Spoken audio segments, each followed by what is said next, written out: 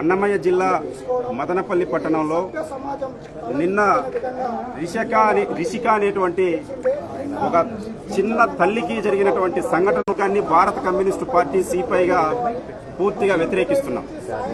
మరి ఈరోజు ఆ రిషిక అనేటువంటి ఆ చిన్న బిడ్డను చంపినటువంటి వ్యక్తి వాళ్ళ శవంగా మదనపల్లి మార్చిలోకి చేరారు. మరి ఈ రెండు సంఘటనల వెనుక రాష్ట్ర ప్రభుత్వం వైఫల్యం ఒకటి, పోలీస్ శాఖ వైఫల్యం ఒకటి. వీళ్ళ నిర్లక్ష్యంగానే ఇవాళ ఈ సంఘటనలు జరుగుతున్నాయని సిపిఐ పార్టీగా మేము ఆరోపణ చేస్తున్నాం.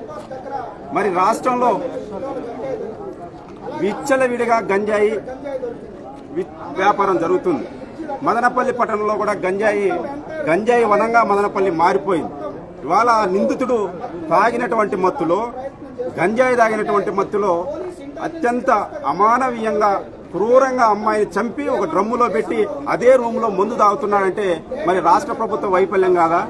ఈ రాష్ట్ర ప్రభుత్వం బతకడానికి, ఈ రాష్ట్ర ప్రభుత్వం ఆదాయ వనరుల కోసం మద్యపానాన్ని కొనసాగిస్తూ వేళ్లకు కోట్లకు ఇవాళ మద్యం పైన ఆధారపడేటువంటి ప్రభుత్వం ఈ రాష్ట్రంలో ఉంటే, ఈ రాష్ట్రంలో పాలక వర్గాలైనటువంటి ఎంతో మంది ఎమ్మెల్యేలు, ఎంపీలు, చాలా మంది వీళ్ళు ఎనికింటి ఉండేటువంటి బ్యాచ్ మొత్తం రేపిస్టులు ఉండారు, ఒక రౌడీలు ఉండారు, ఈ గంజాయి కొనుక్కుండే వాళ్ళు ఉండారు, అమ్మేటువంటి వాళ్ళు ఉండారు.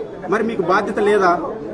గంజాయి ఈ విధంగా జరుగుతుంటే రాష్ట్ర ప్రభుత్వం ఏమాత్రం పట్టించుకోకుండా సమాజంలోకి ఒక మత్తు పదార్థాన్ని వదిలేసి యువతని మత్తులోకి దించి వీళ్ళ రాజకీయ అవసరాల కోసం యువతను ఉపయోగించుకుంటూ ఇవాళ ఆ కారణంగానే ఇలాంటి చిన్న బిడ్డలపైన అఘాయిత్యాలు జరుగుతున్నాయి. మరి ఈ మదనపల్లి ఒకటే జరిగిందా అంటే గంజాయి తాగినటువంటి వ్యక్తులు ఆడాలేదు, మగాలేదు. మొన్ననే నెల్లూరు జిల్లాలో కమ్యూనిస్టు పార్టీ లీడర్ను కూడా గంజాయికి వ్యతిరేకంగా ఉద్యమం చేస్తే చంపేశారు. మరి ఈరోజు 7 సంవత్సరాలు అపమో తెలియనటువంటి ఒక చిన్న బిడ్డను చంపేశారు. మరి దీనికి పరిష్కారం ఎక్కడ?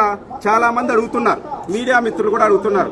ఆ అమ్మాయి మరణానికి ఈరోజు తగిన శాంతి జరిగిందా అంటే నేను సిపిఐ పార్టీగా అడుగుతున్నాం.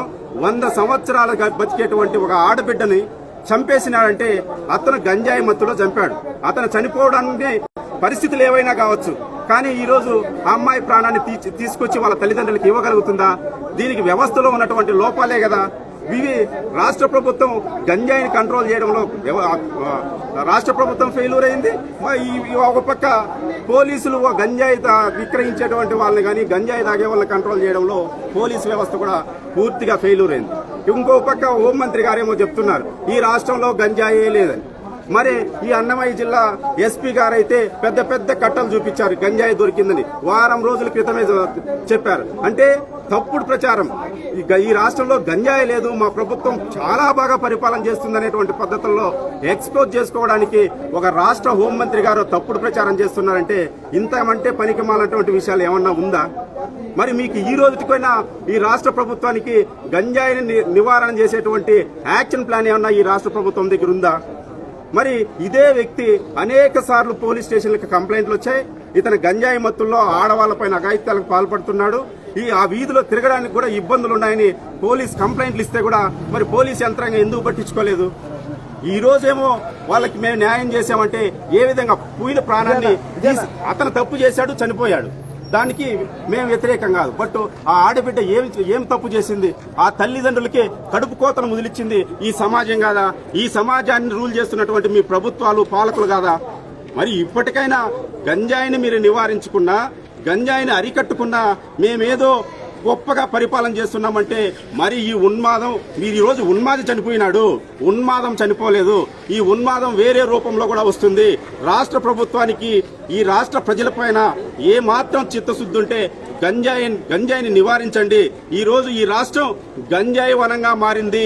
దీని వెనక పొలిటికల్ లీడర్లే ఉన్నారు, పొలిటికల్ లీడర్లు వ్యాపారంగా మార్చుకున్నారు.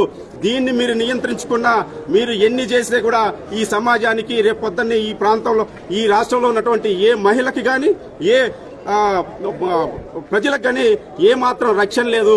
మా గంజాయి మత్తులో ఉన్నటువంటి వ్యక్తులు నిన్ననే పోలీసు వాళ్ళపైన కూడా తిరగబడ్డారు. అంటే వాళ్ళకి చట్టం పైన గౌరవం లేదు, భయం లేదు. పోలీసు వాళ్ళంటే కూడా భయం లేదంటే కామన్ మ్యాన్ ఏమన్నా తిరగలుగుతాడా? బట్ మీరు ఇప్పటికైనా గంజాయి నివారణ చర్యలు తీసుకోకపోతే మరి ఈ రాష్ట్రంలో కూటమి ప్రభుత్వం పూర్తిగా ఫెయిల్యూర్ అయిందనేసి సిపిఐ పార్టీగా నేను ఆరోపణ చేస్తున్నా.